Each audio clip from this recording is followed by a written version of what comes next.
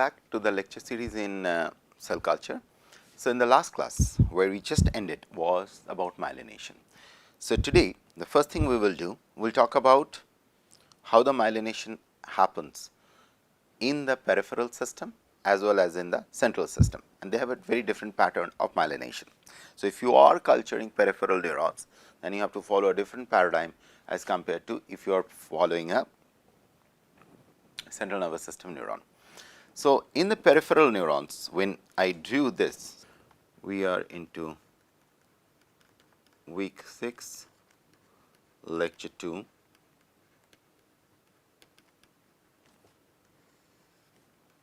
W6L2. Now, when you talk about the peripheral neurons, so this is a neuron, the way the myelination happens when these neurons are formed in the body is, there are these Schwann cells, and this is all about PNS. Okay, these Schwann cells arrive at the axon and as well as the dendrite, because this myelination you will see here too, right.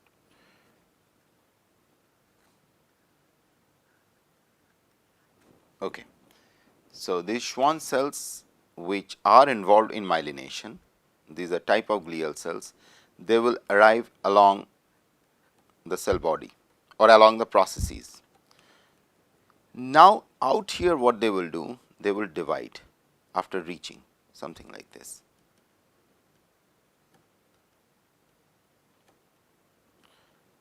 Upon division, these cells kind of go underneath the axon and tries to encircle it or tries to form a cover like this. So, for example, if this is the axon which is sitting, first of all these cells divide and some of them goes down and slowly takes it like this, as if it is forming a, just taking it in a grip like this, okay, something like this. And then what happens, these cells, individual cells which has formed a complete covering like that, starts to secrete a myelin basic protein which is called MBP or myelin basic protein. And it is this myelin protein which is secreted by these cells which form the myelin sheath around them, and most of these cells loses part of their identity. So, the fate of these cells are like this, initially they are like this and eventually they become something like this. It seems as if the boundary of cell membrane kind of merges, the cell membrane merges, it looks like a complete sheet kind of structure. That is why it is also called myelin sheath, and the sheet kind of anchors on the axon by virtue of these secreted myelin basic protein. Now, having said this, having give you a very small flair of the biology here, now I say that you want to culture neurons. Sure, you want to culture peripheral neurons, but then you have to know, could you achieve this? How you are going to do this? Think of it. Okay.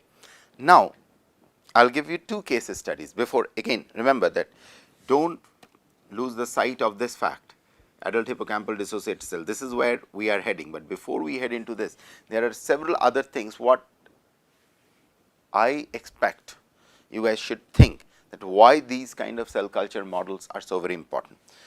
So, this is one problem which boggled us for a while, and I was very fortunate to work with a very close friend of mine who has pioneered this technique of developing myelination sheet on a peripheral neuron in an in vitro culture. I will share this. His name is John Wayne Ramsey, was one of the gentlemen in University of Central Florida, where I was working with him on his thesis problem, and this is the problem what he solved in his thesis. one of the problems. He solved many other problems, but this is one of the problems. So, how he did it? In a dish. So, I will share the real time experience of how he actually did it. Okay. So, the way John approached the problem was very interesting. So, the first thing what he did, so for peripheral neurons, what are the sources? And please do not lose track that we have to come back. I am just diverting from the main course in order to come back there with a much more concrete viewpoints about you people, that why we have to answer these kind of peripheral questions before we target onto some of the very, very challenging problems of the future, regeneration of the adult neurons, and in a culture dish, how we, especially in a culture dish, how we can minimize the financial burden of drug discovery. Okay. So, now getting back, how this problem was targeted. So, the first and foremost idea, let us break the problem, achieving, so the title is achieving myelination in a dish with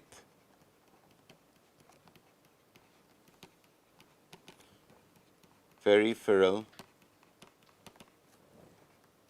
neuron. So, second, this is what you want to achieve. Why? A test bed for studying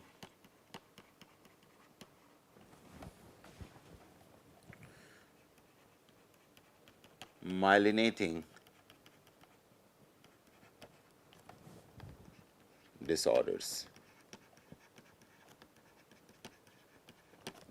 sclerosis,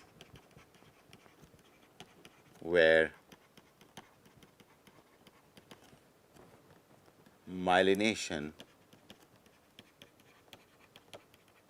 is destroyed. So, you have why, what,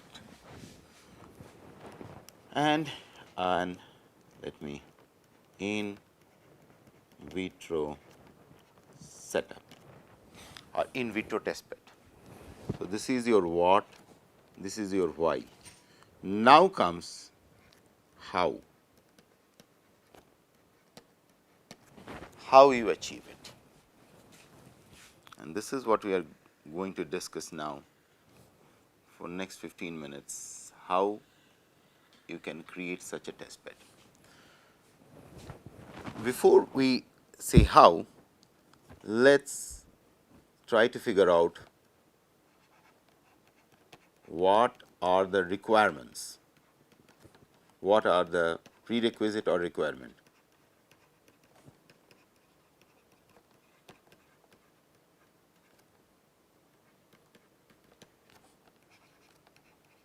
So,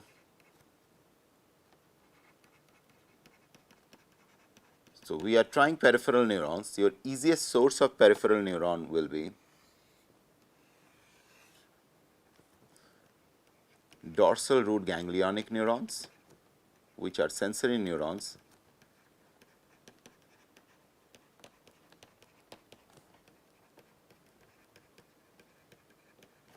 this is one of the prerequisites you need. And how you can obtain dorsal root from where? One of the easiest model, at least what we have worked for the years, is you get it from rat. They have a fairly good, especially from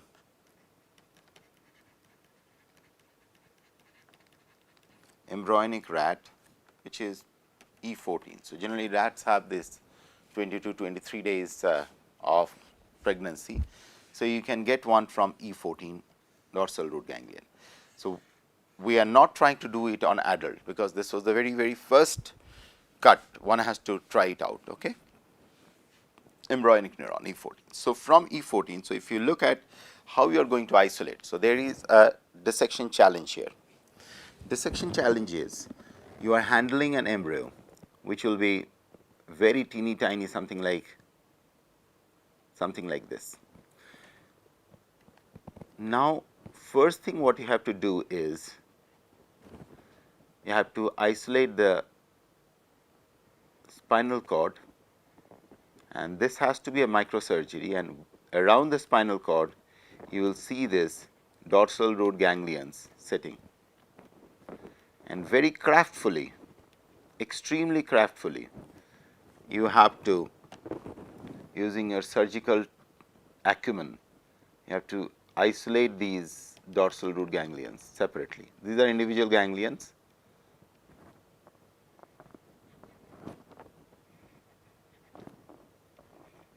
Okay. So, now what you have your the collection buffer, something like hibernate or something,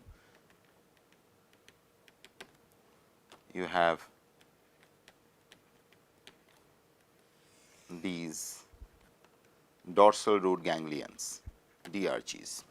Now, these DRGs needed to be enzymatically dissociated, so you can do an enzymatic dissociation by using trypsin, or if you are really good, you can do it manually also, but you have to be really careful while doing it manually, and most of the enzymatic dissociation are done with trypsin. You can try out papain, but it's worth trying out trypsin. Okay. And if you use trypsin, then you have to stop this trypsin reaction within after 10 to 15 minutes using something called trypsin inhibitor, because trypsin is going to damage the cell. So, you have to ensure that that reaction happens of, when we talk about these kind of ganglions, these ganglions have something like this. It's a lot of cells which are sitting there. So, what you are essentially doing while you are putting trypsin, you are trying to separate out the cells by penetrating in between like this. So, what you are getting are single cell suspension. So, and these are your DRG neurons which are there at E14, because if you go further, that the population of the Schwann cells are going to go up. So, here one interesting thing one has to realize, that the first first cells on the DRGs are the sensory neurons, followed by, once the sensory neurons are formed, simultaneously the Schwann cells are formed and they form the wrapping. It is not that these wrapping as well as these this division of the Schwann cells to form that covering is happening parallelly. First of all, they hit their target and simultaneously this process starts. So, once you get at this kind of single suspension, you have your first set of prerequisite ready, that is, you have the peripheral neuron at your disposal. But now you want to achieve another thing. So, this is, if this is the first prerequisite, there is a second prerequisite. Second prerequisite is that you will be needing the Schwann cells, because you want to myelinate, and this is, you are doing a peripheral myelination. So, in order to do that, you need a source of Schwann cells, but I just now mentioned you that when you use a E14, at that time the Schwann cell hasn't formed properly. So, it means in order to obtain a Schwann cells, your source, animal source, has to be a mature animal. So, your option is that you get a Schwann cells from adult, but it does not work. But what you can do for Schwann cells, you can take a P1 or P4 rat. What is P1 and P4? So, I told you that the pregnancy goes up to, say, E23, 23 days. So, as soon as they are born, this is P0, this is the day we is born, and it's P1, P2, postnatal. So, around something around P1 to P2 or P4 postnatal after birth, those teeny tiny rats, those are the source of Schwann cells. They work the best. Now, if you ask me that how all these things are known, it is 100 years or last 50, 60 years people are being working. So, it is kind of a long haul journey. So, today we have some ideas how where we could get those cells which are going to myelinate and likewise so on and so forth. So, it all comes through some of the very critical studies in development biology, in vitro development biology. So, we have an idea that at what point these cells will appear and how that information of developmental biology could be exploited to develop an in vitro setup. So, these all things, they are very interlinked. So, this whole area of cell culture, especially any kind of cell culture, one has to have a kind of idea about the development problems too. Without that, it will be very tricky. It will be something like, yes, I know and yet I do not know. You understand my point? So, it is very, very kind of, I would say that essential that you keep your eyes open, that you know what all the basic developments are happening. Now, think of it, like I still remember we used to think that if we could get the Schwann cells of from that age, but unfortunately the development does not allow us to do so. So, we have to depend on another animal or another age group animal to get the Schwann cells. So, now that is your second source to isolate the Schwann cells. So, now once you get the Schwann cells which are like kind of this kind of shape, okay. Now, we realize a very interesting thing, that when you talk about the Schwann cells, they will be dividing. These are dividing cells, whereas, so this is a form of glial cells, okay. Whereas neurons, what we will be dealing with are non-dividing. But now, if you put a non-dividing cell with a dividing cell in a culture, and without ensuring that the dividing cells arrest this division, the dividing cell will outnumber the non-dividing cells, and so much so that you lose tab on the problem, that you know you won't be able to even locate the non-dividing cell. So, how to target the problem? One of the ways one can target the problem is, you first of all plate these cells. Which cells? The non-dividing cells. So, you have a dish out here, and this is how we achieve the problem or kind of targeted the problem. So, you plate these peripheral dorsal root ganglionic neurons in a dish. You will see within 24 hours or so, they will start sending out the processes like this.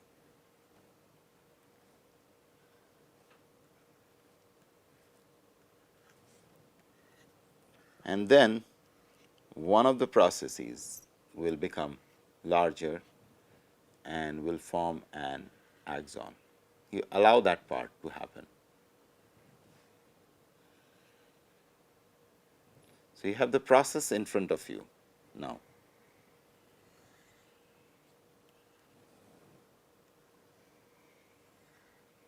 And if you can pattern them to follow a geometry, that will be even better, if you can really do that.